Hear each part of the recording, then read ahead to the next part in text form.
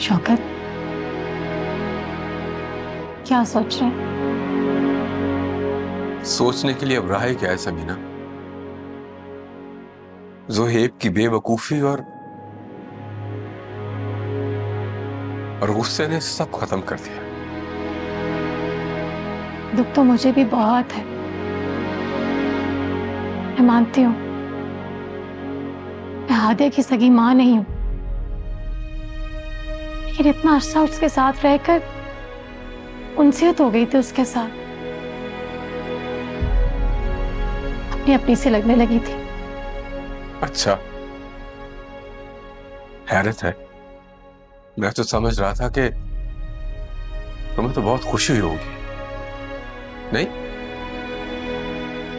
तुम तो यही चाहती थी ना कि हादिया इस घर से निकल जाए। शौकत, आप ये कैसी बातें कर रहे हैं? ठीक कह रहा हूं मैं। इनफैक्ट तुमने कभी हादिया को अपनी बेटी समझा ही नहीं।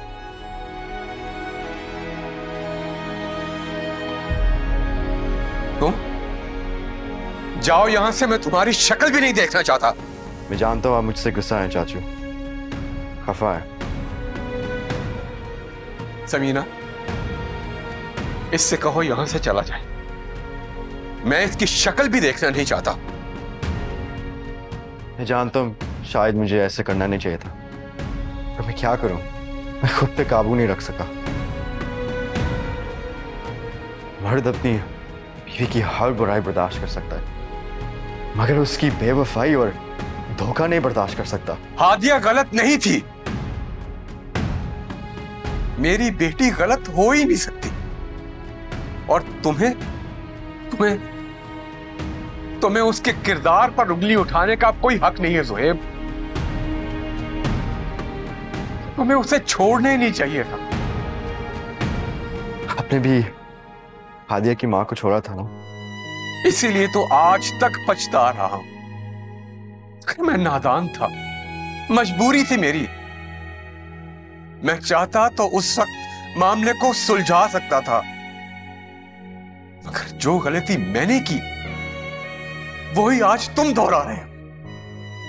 अफसोस तो यह है कि मुझे तो पता ही नहीं चल सका कि मैं एक बेटी का बाप हूं। अगर मुझे पता होता कि हादिया मेरी बेटी है तो मैं कभी उसकी मां को ना छोड़ता। लेकिन तुम तो ये जानते थे ज़ोहेब कि तुम्हारी एक बेटी है। हादिया के साथ साथ तुमने आयशा की जिंदगी भी बर्बाद कर दी। अरे उस नन्ही जान का क्या कसूर था? ज़ोहेब यहां से चले जाओ, चले जाओ यहां से, वरना मैं भूल जाऊंगा कि मेरा तुमसे कोई रिश्ता है।